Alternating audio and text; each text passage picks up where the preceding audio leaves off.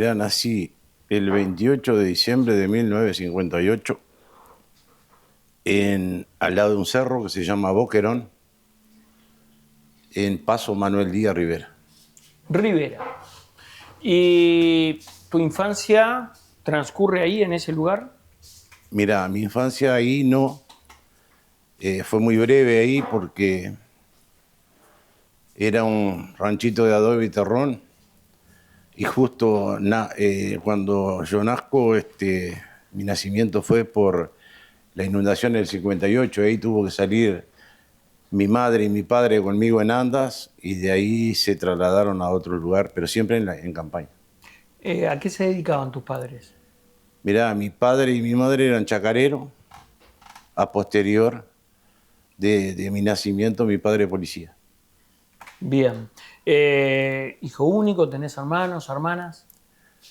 Mirá, somos 12 por parte de mi madre, del cual yo soy el mayor, y habían 3 más por parte de mi padre. ¿A qué escuela vas? Voy a la escuela número 71, que queda en Cuñapirú, a 6 kilómetros 7 de Mina de Corrales, donde fue ahí la primer usina hidroeléctrica del país. Ahí pegaba la usina, estaba la escuela 71 donde fui.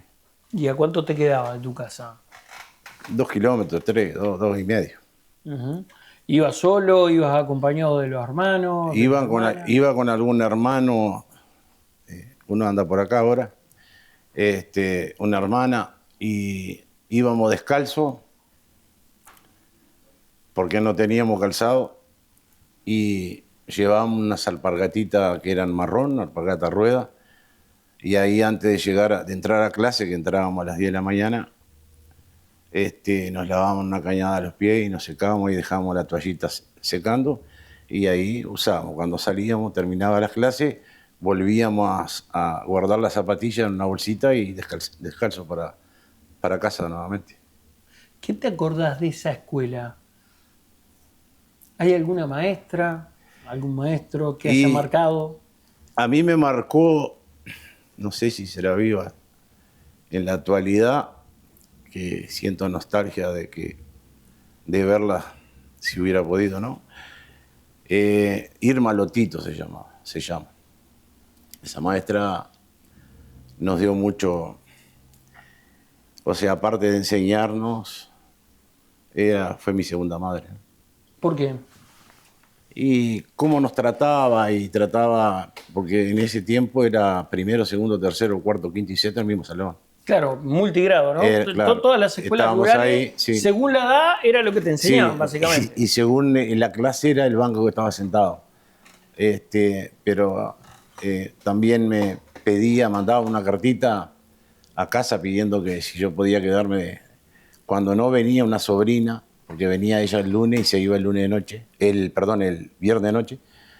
Entonces pedía que si dejaban que yo me quedara de casero con ella, de acompañante.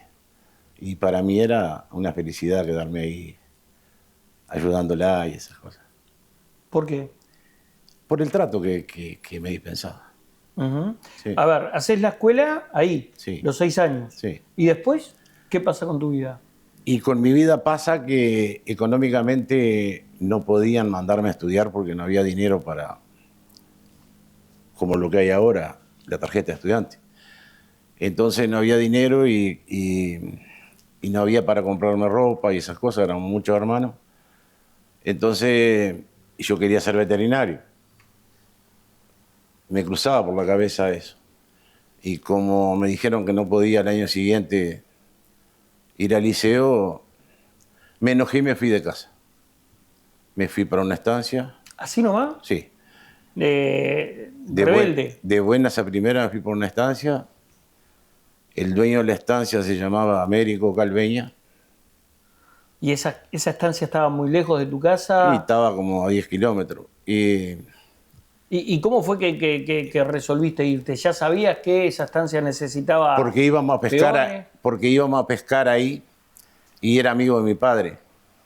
Entonces me tomé esa confianza y digo, me voy para ahí. Y ahí tuve 3, 4 días sin trabajar, sin hacer nada, porque no me dejaban trabajar, porque no había autorización de mis padres. Y una vez que el dueño de la estancia logró hablar con mi padre, ahí sí me dio trabajo y ahí fui jornalero. ¿Qué fue lo primero que hiciste? Peón de campo. ¿Y qué hace un peón de campo? Y un peón de campo hace muchas cosas, arregla alambrado, recorre, junta ganado para bañar, el tema de la garrapata, que en la frontera hay mucha garrapata.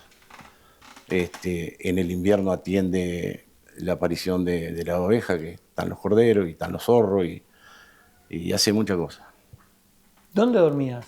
En un galpón. En un galpón junto con los otros peones. Tanto es así que, como era... O sea, preferiste cambiar, entre comillas, la comodidad de tu casa por una cuestión personal de decir, me voy a trabajar y lo hago. Sí. Un poco rebelde de Botija, ¿no? No, el tema era qué hacía si no iba a estudiar. Y trabajando que eran 60 hectáreas que tenían mis padres ahí, creo, 59, 60 hectáreas. Pero trabajar sin ganar un dinero, y yo quería estudiar y no podía, bueno, la manera que encontré... ¿Qué plantaban tus viejos? Ahí plantaban maíz, papa, boñato, zapallo, algo que... En el caso de mi vieja, que hoy la tengo ahí, por favor, mi vieja tanto andaba con un arado con 2 caballos como con un tractor y después nosotros los más chicos cuidando a los hermanos y de ahí a lavarse y cocinar y de tarde de nuevo al campo. Mi madre fue una guerrera. Yo te diría que si mi padre era trabajador, mi madre le daba 2 vueltas trabajando, ¿no? ¿Qué te enseñó eso? ¿Qué te dejó eso?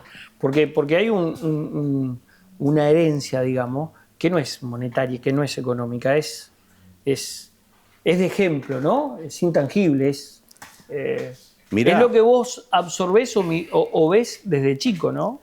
Mirá, dentro de toda vamos a decir, era pobreza, pero una pobreza rara, porque nunca faltó un plato de comida. Sobraba la carne, por supuesto que sobraba la verdura y todo lo que te faltaría capaz que lo que hay ahora, un par de championes, un vaquero de marca, pero no te faltaba la comida te sobraba. Recuerdo que siempre en casa se mataban 2 vacas, 2 novillos por invierno y 2 chanchos que apenas se levantaban del chiquero de lo gordos y grandes que estaban, ¿no? Digo, y se hacía factura de todo, digo. Eso nunca faltó, pero... el ejemplo de que me gustó trabajar, que a veces suena mal que uno diga, sí, a mí me gusta trabajar. Hasta hoy, que tengo 67 años, me encanta trabajar. Y esa escuela la tengo de mi madre y mi padre. No hay otra persona que me haya inculcado el trabajo como mi madre y mi padre. La verdad que no. Esa es la herencia, sí, digamos. Sí. El gusto por el trabajo. Sí. El salir adelante trabajando. Siempre me decían, no te vamos a dejar un capital, pero te vamos a dejar el ejemplo de trabajar, de depender de vos mismo, de ser vos mismo. ¿Y sentís que fue así? Sí, fue así. A ver, volvemos a la estancia. ¿Qué edad tenías ahí? Iba a cumplir 13 años. 13 años. Cumplo el 28 de diciembre y iba a cumplir 13. 13 años, peón de campo, dormías en el galpón. Sí. ¿Y hasta cuándo estuviste ahí? Hasta que me casé. Me casé muy joven. Estaba para cumplir 18 años, pero hasta ahí trabajaba en esa estancia y siempre cuento una anécdota. ¿Qué aprendiste a hacer en esa estancia? De todo, porque... De todo. Ahí aprendí a alambrar, ahí aprendí a manejar, ahí manejé tractor en las praderas. Bueno, de todo. Que alambrar es un oficio, ¿no? Sí, a domar, a esquilar ni hablar, porque ahí esquilábamos. Ya te digo que en ese tiempo que yo era guacho, fue cuando empezó a salir el sistema de esquila. Nosotros le llamamos ese tiempo moderno, que era el Tally High, que era esquilar suelto, que cuando Antes se esquilaba maniado de las 4 patas y ahora se esquila suelto, que es mucho más práctico y más ágil. Aprendimos todo eso. Todo eso aprendimos, digo. Lo que me queda de esa estancia cuando la niñez mía, me queda una anécdota porque viste que si te hablo de el casco de la estancia estaba al lado de un monte, del arroyo Cuñapirú, y los fines de semana se iba todo el mundo, patrones, peones, todo, no íbamos. Y yo como era gurí no me dejaban nunca, y un día me dijeron, este gurí este sábado tenemos que dejarlo de casero. Y yo digo, me van a dejar. Está. Y vos sabés que como dormía... Casero era el responsable de todo. De todo. ¿Y a dónde se iba toda esta gente? Y se iba a su casa. Los dueños de la estancia tenían casa en la ciudad, nosotros, o sea, los que eran casados, los peones, tenían su casa en la ciudad también. Y, entonces, vos, claro, era el único que andaba ahí. Yo era como avestruz, no tenía departamento, era ahí. Boyando. Y entonces me dijeron que gurí, tenés que quedarte. Me llamaban por el apodo, el Cacho, ¿no? ¿Cómo? Cacho. Cacho. Me llamaban por el apodo. Y entonces digo, bueno, me quedo. Y yo me sentía muy machito. Pero cuando se hizo la noche que comí, empecé a sentir ruido en el cuarto, en el galpón. Sentía ruido de todos lados. Entonces que tomé la decisión, digo, bueno, acá, para que no me pase nada, me voy para el patio, para afuera.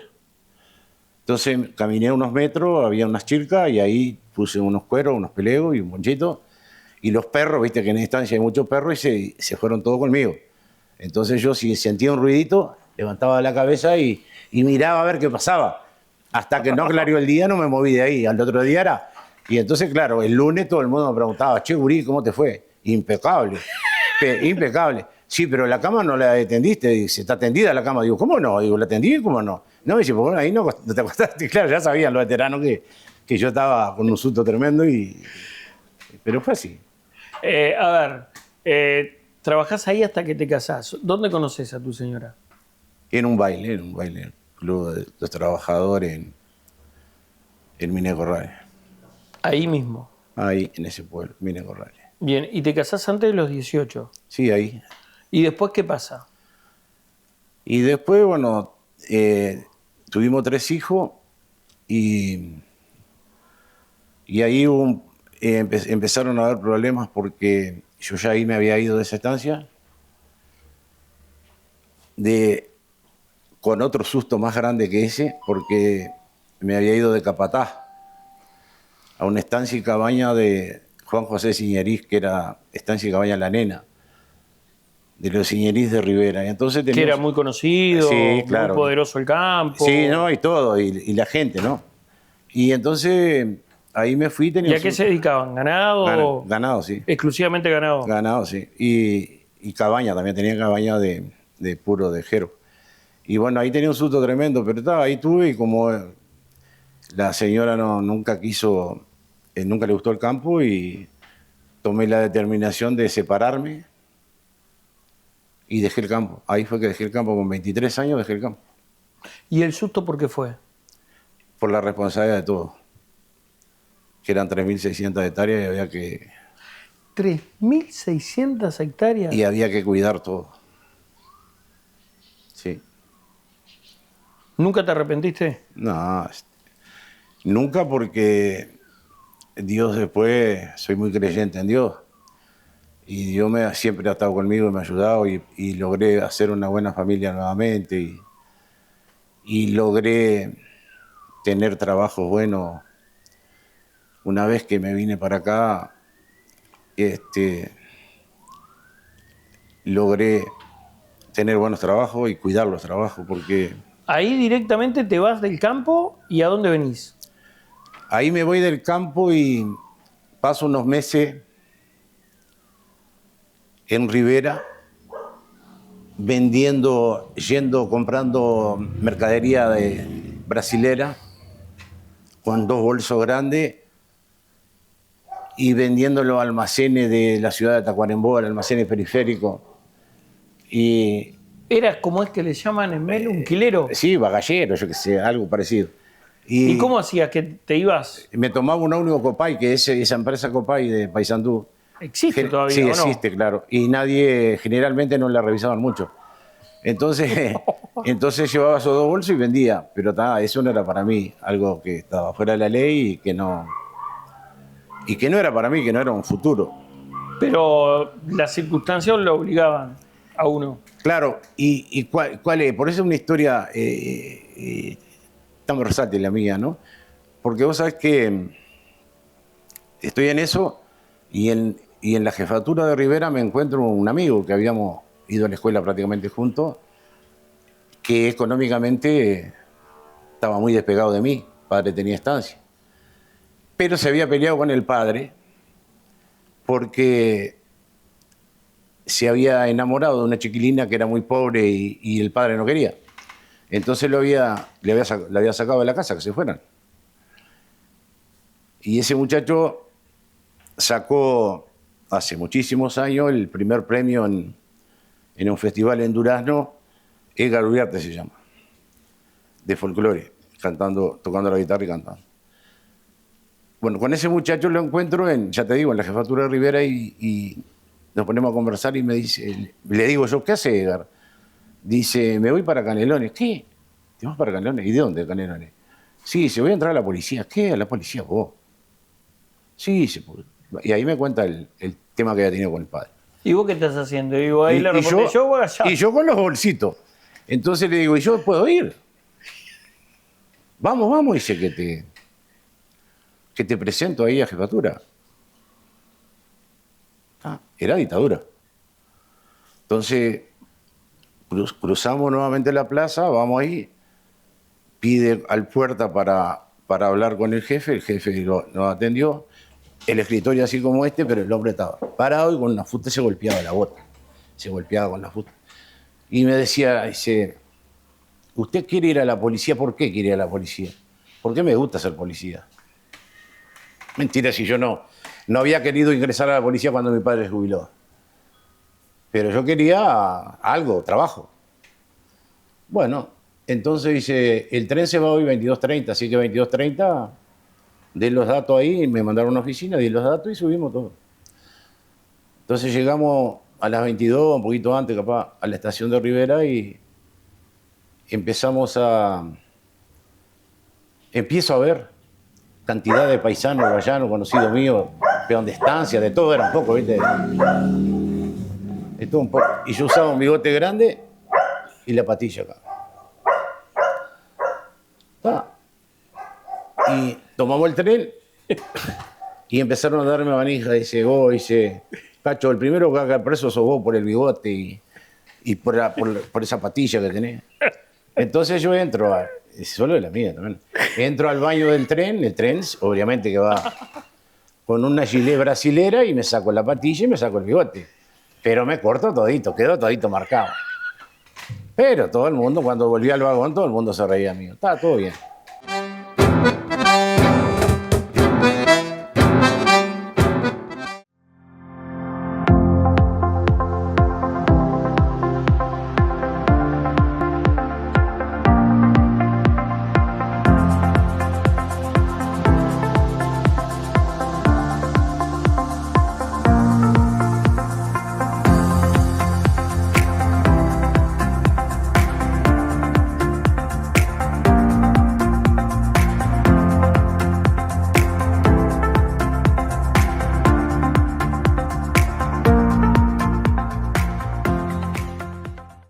¿Miedo a conducir? Olvídate. En Autoescuela Avenida enseñamos más que a conducir. Formamos conductores responsables y seguros. Clases de auto, moto y camión.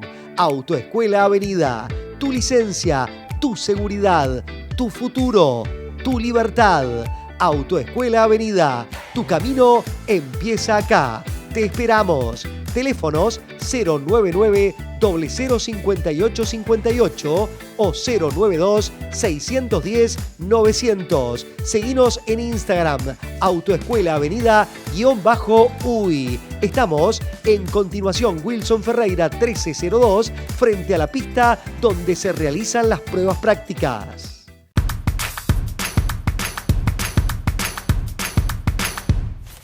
Hacé tu pedido semanal en Pastas Macare. Te llevamos las pastas a tu casa para que siempre tengas algo rico, saludable y fácil de cocinar. Pedidos al 2-292-2141 o por WhatsApp al 099-922-141. Hacé tu pedido para toda la semana. Tené en tu casa pastas frescas listas para disfrutar.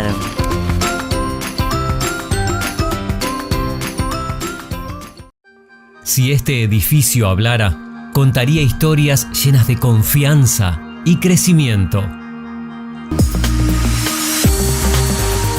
Renovamos nuestra imagen. La innovación, la mejora día a día, los nuevos retos y superarnos es lo que nos apasiona. Como símbolo de agradecimiento a los socios, emprendimos una gran remodelación edilicia en nuestra sede. Cambios que reflejan la fuerza y el ímpetu del trabajo que nos identifica. Cámara Comercial Industrial Agraria Pando, una institución innovadora y emprendedora que honra su historia mirando hacia el futuro. Cambiamos para evolucionar.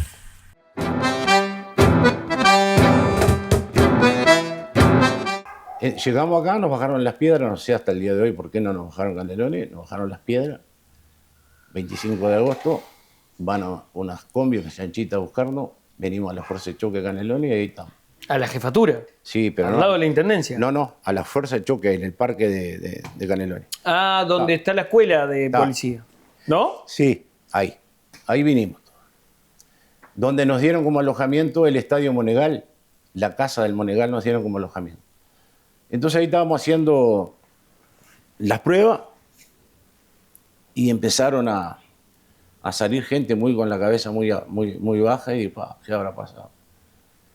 De los que habíamos venido. Entonces creo que la mitad perdió. Yo salvé, no me pregunte cómo salvé hoy porque no, ni me acuerdo. Salvé, pero quedé ahí. Bueno, hicimos la tanda. Estando haciendo la tanda, aparece después me enteré que era un policía de investigaciones, morocho, alto, y estábamos en formación y dice, Eber Martínez, un paso adelante, paso al frente. Y yo doy un paso al frente, acompáñeme. No, me llevo. En la camioneta me llevan para jefatura. No conocía jefatura. Y ahí tuve, no sé, 8 horas, 10 horas sentado en un banco de hormigón ahí. Por allá la cansada, entraba gente, salía gente y yo ahí. Entonces pedí para ir al baño, me dejaron ir al baño, otra vez sentadito ahí. Bueno, cuando ellos quisieron me interrogaron, hijo de quién era, mi madre, mi padre, mis hermanos, yo qué sé, todo eso me preguntaron. Y ese día, aparte, firmábamos el ingreso, era ese día que firmábamos en personal de jefatura el ingreso. Y vos sabés que yo, cuando termina el interrogatorio, le pregunto al señor, digo, yo hoy firmaba, digo, el ingreso, digo, ¿me perjudica en esto algo? Digo, no sé. No, dice, usted baje ahora la escalera, a la izquierda, se va a una cuadra, está la puerta de jefatura, lo están esperando y va a firmar el ingreso, no tiene problema. Bueno, muchas gracias. Hice eso, firmé el ingreso, me estaban esperando, es verdad. Al otro día la misma persona nuevamente en la formación. Eber Martínez, un paso, y yo fui a dar, y si usted no, habíamos 2, yo ahí no me... Lo increíble que era, habíamos 2 Eber Martínez Márquez, mi apellido paterno y materno. Y la diferencia que había era el año de nacimiento, que el otro tenía 6 años más que yo, 7. Pero era la diferencia. Y bueno, ese tuvo que salir de formación. Y ese nunca más lo vi. Después nos enteramos que había sido, había ingresado a la fusilero naval y había tenido un percance ahí con un suboficial, no sé qué, y era desertor y volvió para ver si entraba ahí. Y es lo que te puedo contar de... ¿Cuánto tiempo de policía? Y policía tuve 7, 8 años, porque... Siempre en Canelones. Siempre en Canelones. ¿En qué comisarías? Y mirá, tuve en Monte, en la 9ª Miguel, que me mandaron a Monte. De Monte vine a Salina, de Salina no me gustó la playa y hice una permuta con uno que quería la playa y me fui a Soca, y en Soca sí tuve 5 años. ¿Qué fue lo más duro que viste en la policía? ¿Qué te tocó vivir en la policía? Bueno, he tenido varios problemas. He tenido algún tiroteo que otro también, lamentablemente. Pero lo duro que vi fue en Salina, en la avenida donde hacen la feria ahí en Salina, en Pinamar. Un señor, por llamarlo señor, alcoholizado, pasó por arriba una niña, y de la forma que le pasó y que me tocó llegar primero, siendo el primer policía a llegar al lugar, y me pasó tantas cosas por la cabeza que hacer con ese cristiano, que ¿En qué iba él? en una camioneta vieja y alcoholizado y no le importaba nada. ¿Y qué da la niña? Y la niña tendría 3 años, iba en una bicicletita adelante de los padres iban de la mano y ella iba por la orillita. Eso me marcó para toda mi vida. La verdad que ¿Murió la niña? sí, la decapitó. Y ahí tuve por cometer yo una desgracia con el hombre. Pero primero era policía y después... Pero la verdad que se reía el hombre. Eso me liquidó. Ver eso y estar ahí, no poder hacer nada más que detenerlo, fue algo muy fuerte. Muy fuerte. ¿Y tiroteos cuándo? Y copamiento. Tuvimos un copamiento, yo estando en Radio Patrulla, un copamiento en San Milá. Tuvimos otro en Monte, en una casa familiar. Tuvimos 2 copamientos feos. ¿Y te tiroteaste? Sí. Y me pegaron también. Y me quitaron el arma también. Sí. ¿Dónde? En Monte. En Monte sí. En Monte fue algo, éramos 2 solos, y para mí que con el diario del lunes era inexperiencia de nosotros, ¿no? No tendría que haber pasado lo que pasó. Menos mal que no. ¿Qué te dejó la experiencia de ser policía? Yo le recomiendo a cualquier ser humano que ser policía es tremenda escuela para la vida particular a posterior después.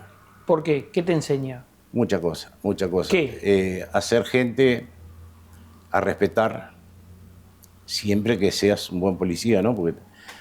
Pero te enseña meditar. ¿Por qué me haces esa salvedad? Siempre que seas un buen policía. ¿Te cruzaste con alguno que no lo era? Porque me crucé más de una vez con algún mal policía. Y también he tenido ¿De arriba o de abajo? De los 2 lados, y he tenido mis líos. Y me parece que en todo lado hay de las 2 cosas. Lo lindo, lo bueno de la policía es que hay más buenos que de los otros, pero hay de los otros. ¿Qué te enseñó vos haber sido policía? A mí me enseñó la educación y lo que era mi padre. Mi padre era un hombre que, siendo policía, fue encargado de muchísimas cosas, de mucho capital del Estado, y no nos dejaba tocar nada a los hijos ni a nadie. Lo que era del Estado era del Estado, y esa no me la saca nadie. La honestidad que el final mi viejo nos enseñó, no me la saca nadie. Mirá que había ganado, había de todo, mi padre era el responsable de todo. Eso no es de nosotros, y a veces alguno de nosotros decía, pero che, qué bueno está esto, no. Esto es de acá, esto es de jefatura, esto es de nosotros. Nosotros tenemos que comer y tocar de esto no. Eso. Dejás la policía. ¿Por qué dejás la policía? ¿Cómo dejás la policía? Por 2 litros de leche. ¿Cómo es eso? ¿Cómo por 2 litros de leche? Claro. Yo siempre fui un hombre que me gustó trabajar. Era policía. En Soca cuidaba 134 hectáreas de campo del señor Raúl Durán, creo que fallecido, entre Soca y la estación Floresta. Plantaba una chacarita y ordeñaba 5 vacas yo ahí. Era sin sueldo, él me daba para vivir, pero yo usufructuaba de todo O lo que sea, podía. pagabas con trabajo, básicamente. Ahí va. Plantabas la chacra Y la chacra él llevaba, yo llevaba para mi casa y ahí vivíamos. y ordeñabas las vacas. Y las vacas las vendía la leche para mí. Y un hijo mío, el mayor, era chiquito, y me lo mandan de Rivera porque no podían con él, porque se escapaba, esto, aquello. Entonces había un chofer de Copsa que manejaba un micrito de Copsa que hacía la línea 8F de Costa Azul a Soca. Y mi hijo, 8F. sí. Y mi hijo iba a la escuela de Soca. Y ese señor me lo cuidaba, porque yo estaba en la comisaría mirando y él les tocaba bocina cuando se iba a ir, los gurises andaban jugando, siempre los cuidaba todo. Era para mí un señor bárbaro, tremenda persona. Y un día le dice a mi hijo, vamos a decirle al milico que si me vende un par de litros de leche para mis hijos, dice, pues esa vaca de él tan linda, no sé cuánto. Y viene mi hijo y dice Luis Tellería se llama el hombre. Dice Luis que si le vendés 2 litros de leche, yo decirle que traiga un tarrito que no hay problema. Entonces al mes cuando me fue a pagar, le mandó a decir por el gurí cuánto era. Yo digo, no, decirle que no es nada, porque él te cuida a vos. Y yo veo que el hombre es una buena persona. Digo, no le voy a cobrar, que siga llevando. Entonces, al poco tiempo, viste que el presidente del directorio de Copsa era Milton Rodríguez. El copo. No, Milton. No, Milton. Milton Rodríguez, y era de Santa Lucía y tenía casa en Costa Azul. Y tenía unos ómnibus en Costa Azul y compra otro y querían 2 choferes.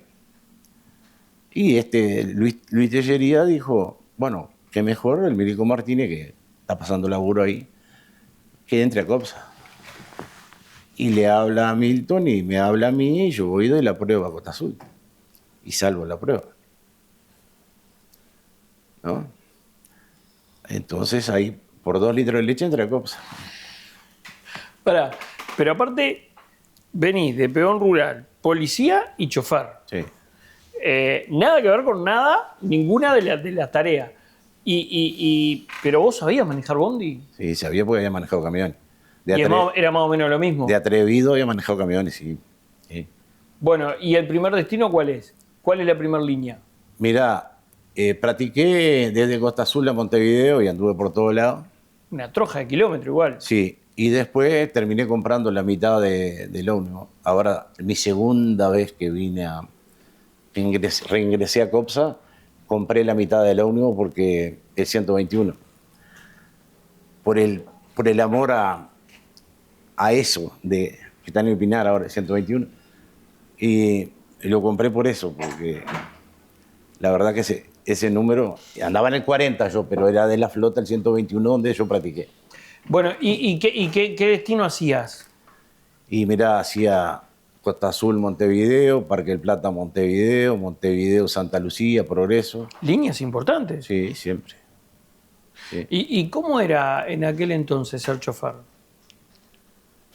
Seguramente es muy distinto ahora, ¿no? Para mí era mejor que ahora por el tránsito. Por el tránsito y por la gente que había en ese entonces. Sin despreciar a los que están ahora, el chofer veterano de aquel entonces era distinto. Era distinto. ¿En qué aspecto era distinto? Y te ayudaba mucho. Te veía gurí, si vos eras humilde y te arrimabas a ellos a preguntarles, te ayudaba. ¿Te capacitaba? Sí. Era muy distinto. ¿Te tiraba consejos, Sí, claro. pique? Vos no tenías Por ejemplo, ¿qué? Claro, es cómo trabajar mejor, cómo hacer bien un viaje, cómo mejorar, cómo manejar un motor. En aquel tiempo habían, yo que sé, Mercedes, estaban los Facanza, estaban los Merceditos brasileros, estaban los habían los ACLO, digo, había varios tipos. ¿Y en cuáles conduciste vos? ¿Cuáles te tocó manejar a vos? Yo, más tiempo, un Mercedes argentino, dirección mecánica y freno líquido, el 40. Los compañeros me habían puesto el patrullero 40, era imbancable manejarlo. Pero lo manejamos. Y dormía ahí, arriba del motor, porque también no me había ido a la policía todavía. Entonces hacía las dos cosas. Entonces usaba un pulpo ahí con una colchoneta y una almohada, y allá atrás. Entonces cuando andaba con guarda, ¿no? Y entonces como andaba con guarda, cuando el guarda ponía destino y prendía el ómnibus, yo me despertaba ahí, enganchaba el pulpo nuevamente ahí y salía a manejar. La regadera, me lavaba la cara y salía a manejar. Punta que llegaba a 15 minutos, aprovechaba para dormir. ¿Cuánto tiempo hiciste eso? Años hizo eso. Hasta que me fui hasta que un día renuncié a COPSA el mismo día y a la policía. Fui a la 7ª y me dijeron, tienen que esperar a una superior. Digo, no espero ninguna. Digo, acá está la ropa, el uniforme, el arma, los 18 tiros, está todo acá. Deme la hojita por triplicado que firmo. De ahí fui para COPSA y firmé la renuncia a COPSA. Y de ahí fui a Carlucho y salí trabajando en el coche 22 para Montevideo esa misma tarde. De mañana manejé un coche en COPSA, de tarde manejé un coche en Talapando. ¿Y por qué te habías ido de COPSA? Porque en ese tiempo pagaban por kilómetro en Talapando. Entonces, como pagaban por kilómetro, yo saqué la cuenta, las horas que hacía en Talapando, solo en Talapando cobraba lo mismo que en COPSA de la policía. Entonces por eso me fui. Porque en ese entonces Talapando no tenía 2 choferes por coche, tenía 1. ¿No? Como tenía 1, vos trabajabas de la madrugada a la noche. Vos te imaginás que igual para mí fue algo que muy fuerte, porque digo, mi señora se bajaba la tapa del water y me hacía la planilla para el otro día. Porque yo me bañaba y mientras yo me bañaba conversábamos algo y comía algo y después a dormir porque había que el otro día de madrugada estar. A veces veía a mis hijos, viste que vivo acá frente a la ruta, veía a mis hijos algún día al mediodía que me alcanzaban la comida. Porque generalmente los veía dormidos y llegaba y estaban dormidos.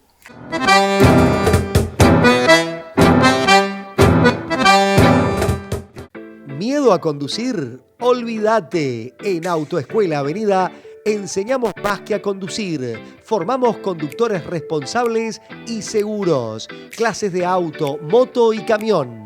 Autoescuela Avenida.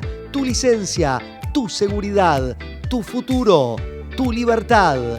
Autoescuela Avenida. Tu camino empieza acá. Te esperamos. Teléfonos 099-005858 o 092-610-900. Seguinos en Instagram, Autoescuela Avenida_UI. Estamos en Continuación Wilson Ferreira 1302, frente a la pista donde se realizan las pruebas prácticas.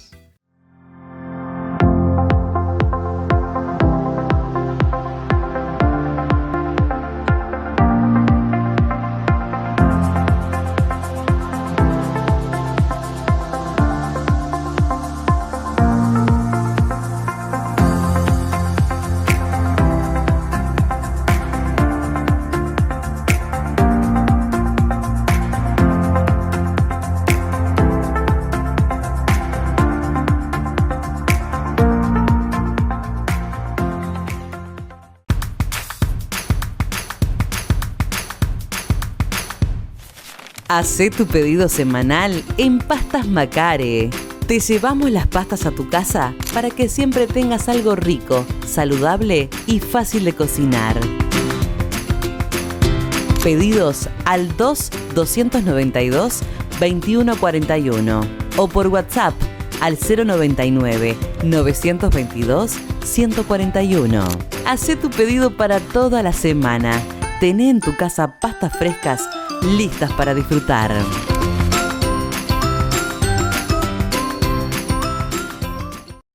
Si este edificio hablara, contaría historias llenas de confianza y crecimiento. Renovamos nuestra imagen, la innovación, la mejora día a día, los nuevos retos y superarnos es lo que nos apasiona.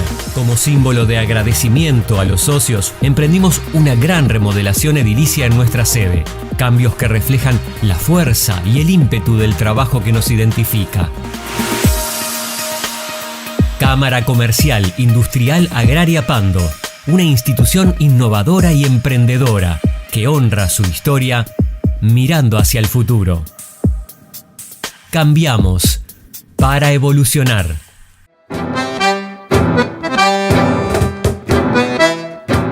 ¿Qué lugar ocupa tu señora, tus gurises en toda esa vida de mucho trabajo, muchas horas? Y todo, si no lo hubiera tenido, no hubiera tenido nada. Si hubiera estado solo, no tenía nada. ¿Por qué?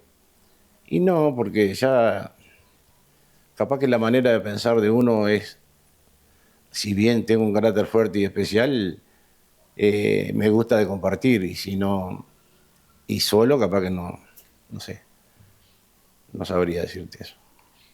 ¿Tu señora te ayudó a pensar? Ah, siempre.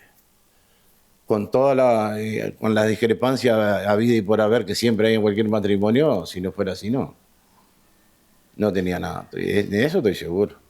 Ahora, también ese pase se da en una época, y vos seguís ligado al tema del transporte, ¿no? Amo el transporte. Pero uno lo mira desde afuera. Yo creo que antes era más competencia todavía Carlucho y Copsa, o Talapando Montevideo y Copsa, ¿no? Se disputaban muchísimo más el pasaje, las líneas, habían casi que competencia, corridas o picadas entre ómnibus. Y vos te vas en la mañana a un lugar y a los compañeros pasás a corretearle el pasaje en la tarde. Sos un animal. No. Pero era así, había mayor competencia, ¿o no? No, y siempre hubo, digo, el tema yo te puedo hablar que queda feo hablar como primera persona, queda horrible. Hasta el 2015 hubo competencia, digo, no dábamos una por perdida de Talapando hacia Copsa. Cuando estaba yo, modestia aparte, queda feo decirlo, no. ¿Pero qué es eso de no dar ninguna por perdida? Yo no dejaba que Copsa cargara un pasajero en lo posible. Copsa no podía cargar, tenía que cargar yo. ¿Y cómo haces eso? Ay, eso es estrategia, locura acá en la cabeza, ¿no? Pero todos los días distintos, ¿no? Yo no voy a decirlo acá y en la prensa y en ningún lugar. No tiene la fórmula secreta. No, te estoy diciendo que todos los días no es lo mismo. ¿Cómo que todos los días no? No. Y si la gente que... Son los pasajeros lo mismo. ¿Cómo que no? Son los ómnibus lo mismo, los choferes lo mismo. ¿Y pero entonces? la estrategia nunca puede ser la misma. Jamás puede ser la misma. Pero para vos me estás diciendo que cambiás la estrategia por día. Ah, sí. Y sí. ¿Y en qué? Ah, bueno. ¿Y cómo? Y no te voy a decir. Pero la gente es la misma, porque el que trabaja o el que estudia o... Sí, todo lo mismo. Pero eso no tenés que ir a la facultad para darte cuenta. No tenés para ir a la facultad. Un coche más largado de la terminal es un coche perdido. Y vos decís, pero que le faltan 32 kilómetros para llegar a Pando. Sí, le falta. Pero ya salió mal de la terminal y perdió el viaje. Perdió el viaje. Pero mirá que tenés parada Así no importa. de Pando a Montevideo. Pero perdió el Pando. viaje. Un coche que salió mal de Pando, o salió mal por decirte Pando, porque estamos acá en la vuelta. Pando o la terminal, es un viaje perdido. ¿Y qué es salir mal? Y bueno. Eso pícaro. No soy pícaro. ¿Qué es salir mal? No. ¿Salir mal de horario? No, yo no. Esas cosas no lo puedo. No las debo y no puedo. Son internas de uno. ¿Por qué? Con su personal de tránsito. ¿Por qué te gusta tanto el transporte? ¿Sabés por qué? Me gusta porque, siempre he tenido la dicha o la suerte de trabajar siempre en lo que me ha gustado. Tanto en lo rural, después la policía, que no me gustaba al principio, me enseñó muchas cosas, pero el transporte me ha dado mucho. El transporte me ha dado mucho, ha sido para mí una facultad. Gente del transporte me ha enseñado mucho, que vos tenés que tener, porque ninguno de nosotros sabe todo, es mentira. El que le cree que la sabe todo, no sabe. Y vos tenés que rodearte, para mí, de gente que tenga experiencia y sea coherente de lo que habla. Yo en Talapando aprendí con un hombre que se llama Alberto Pateta, Luis Alberto Pateta. Aprendí a hacer horario, aprendí a hacer distribución, aprendí a hacer todo con él. Pero ese señor, al cual yo lo tengo por un amigo, primero me corregía hasta lo último y si no me rompía y tiraba la papelera y me decía, esto no me gusta, y lo tiraba. Y a mí me brotaban hasta acá las lágrimas y la rabia. Pero yo iba y hacía nuevamente. Y si pude llegar a la carrera que nadie en toda la historia de Talapando hizo la carrera que hice yo, de chofer a ser jefe, nadie hizo esa carrera todavía en Talapando, la hice aprendiendo con él y con Carlos Gutiérrez, que son las dos personas en Talapando que saben de transporte. Él no está más, se jubiló. Carlos es uno de los dueños. Con todo su carácter que tenga y todo lo que me puedan decir. Pero de transporte, para mí son las dos personas que me marcaron. Y acá, hoy en día, en COPSA, me ha marcado mucho Javier Cardoso. ¿Por qué? Porque son gente que saben, muy, muy coherente, y te explican las cosas al detalle. Y si vos no agarrás eso, tenés que tener la cabeza limpia y despejadito, tenés que captar lo que te dicen. Para mí, hay más gente en COPSA, por supuesto que hay más gente capaz. Yo te hablo con los que trato directamente. En ese caso, en Talapando, traté con Alberto Pateta y acá trato con Javier Cardoso. Hay más.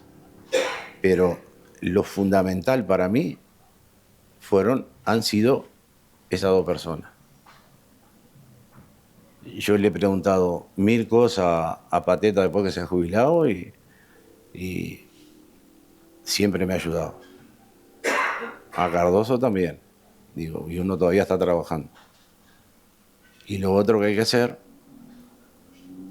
que siempre me gustó, es no ser el jefe, ser líder, tratar de trabajar con el equipo y tratar de sacar lo mejor del equipo para que la empresa salga mejor. Si la empresa anda mejor, nosotros los empleados andamos mejor.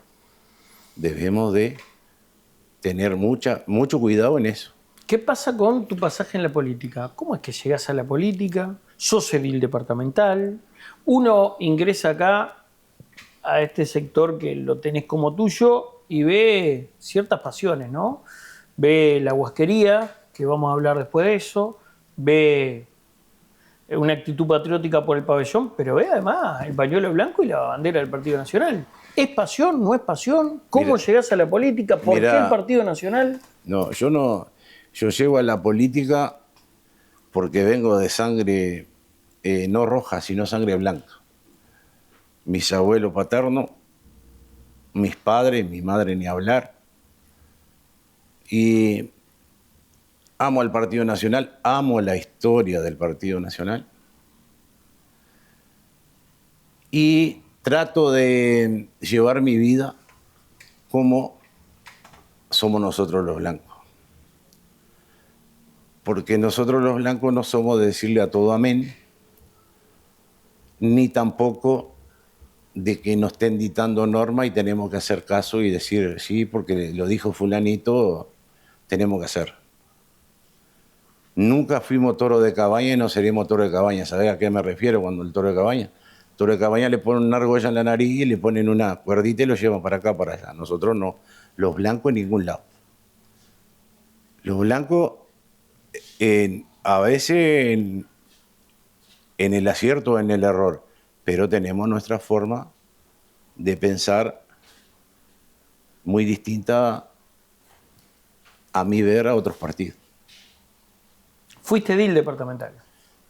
Mirá, fui edil 2005-2010 con 23.000 votos y fui 2010-2015 con 18.000 votos, 18.000 y algo. Y por decirte que soy, como soy del partido, hubieron cosas que no me gustaron y preferí dar un paso al costado y no seguir. ¿Qué fue lo que no te gustó? Cierta actitud de algún compañero y tampoco soy de salir a ventilar los problemas. No me gustó y di un paso al costado y dije, me quedo quieto. Mi familia me decía, no, pero vos estás loco, tenés que seguir. No voy a seguir. Y ahora soy convencional del partido, sí, hace una vida. Actualmente soy convencional del partido, convencional nacional. No me gustó la candidatura a la vicepresidencia del partido. No me gustó el candidato, menos. Y no me gustó. Dentro de todos los candidatos que había, dentro de todo, para mí sería el mejorcito, pero no, para mí, de todos los partidos, pero no me gustó. Y bueno, entonces me quedé calladito. Digo, me quedo en casa, voy y voto, y acá se terminó. Heber, ¿un sueño? Mira, un sueño es que tener salud y ver a mis hijos y a mis nietos y una bisnieta, tengo 9 nietos y una bisnieta, y verlos felices y que Dios le dé salud y estudio, digo, porque en realidad otra cosa, digo, tener salud. ¿La mayor alegría? La mayor alegría para mí está por venir ahora en las elecciones que vienen. Tenemos que ganar nuevamente el gobierno para ver si no lo dejamos caer a este paisito. La verdad que para mí se está cayendo despacito y eso a título personal, no involucro a nadie de mi trabajo ni nada, porque siempre fui igual. Mi trabajo es una cosa y en mi vida privada es otra. Yo no veo este gobierno haciendo bien las cosas. Sí lo respeto y me doy muy bien con el presidente de la República. Nos conocemos. Sé que es una buena persona, pero creo que las cosas no están saliendo como deberían ser. ¿Qué aprendiste de la vida? ¿Qué te enseñó la vida? Y mirá, la vida por un momento te golpea y por otro momento te ayuda, digo. Como lo dije anteriormente, digo, la vida tenés que tratar de ser buena gente para llegar a un buen fin. Para mí es ¿Qué le pedís a la vida? salud. Salud. Hace 23 de diciembre me hicieron un estudio ahí al corazón que me faltaba el aire. Y bueno, estaba ahora a los 3, 4 días estaba trabajando de nuevo, gracias a Dios, y me gusta eso, y salió todo bien. Y que venga algún iluminado y me dé unos tirón de oreja y me diga no tenés que fumar más y que no puedo fumar. Porque quiero dejar de fumar y no puedo y eso me molesta. Aunque no lo crean, me molesta y dice, es aptitud, decisión de uno, pero yo he tratado de esa decisión. Hoy salí a trabajar y no compré cigarros, a las 10 de la mañana andaba enloquecido, traía un kiosco comprando cigarros, no puede ser así. Eso es lo malo, de tantas cosas malas que puedo tener, esa es una malísima, no mala.